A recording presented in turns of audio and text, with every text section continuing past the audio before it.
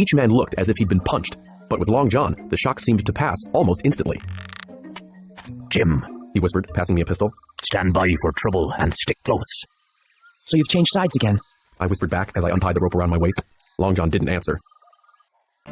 Mates, George Merry said, that swab brought us to this miserable island. Let's kill him and his young friend. He raised his arm to signal the others to charge. But just then, crack, crack, crack! 3 musket shots flashed out of some nearby trees, and George Merry tumbled headfirst into the pit. The man with the bandage spun like a top and fell dead. The others returned and ran. Hurry, lads, commanded Dr. Livesey. We have to beat them to the boats. We set off at a fast pace, plunging into the woods, as Long John hobbled on his crutch behind us. His strength as he tried to keep up was astounding. He politely. Trelawney gave him an angry look. You're a villain and an imposter. I was told not to prosecute you, so I won't. But those dead men will haunt you. We entered a large, airy cave, and before a big fire lay Captain Smollett.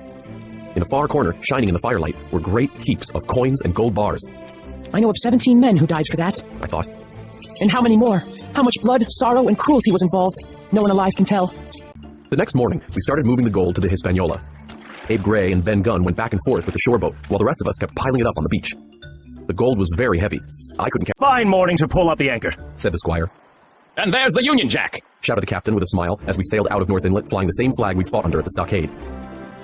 The 3 pirates must have been watching for us, because as we sailed out to sea, they knelt together on the southern strip of sand and raised their arms.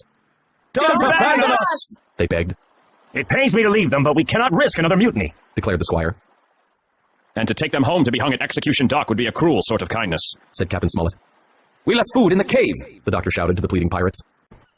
Mr. Blandley will just be thinking of coming after us, said Squire Trelawney as we landed. Of all those who sailed, only 5 men returned, observed the captain. Dr. Livesey nodded. Drink and the devil had done for the rest. Most. Captain Smollett retired from the sea. Gray saved his money, and he's now part owner of a fine ship, married, and the father of a big family. Ben Gunn spent or lost all his money within 3 weeks. He ended up in a small village, and he still lives there, singing in the church every Sunday and on holidays. We heard no more of Long John Silver. He probably met up with his wife, and perhaps still lives with her in comfort. As I said at the beginning of my tale, there is still treasure on that island, so I won't reveal the location. All the bars of silver that remain on Treasure Island are where Flint buried them. But the devil himself could not drag me back to that cursed place. I still have nightmares whenever I hear the booming of the surf on the coast.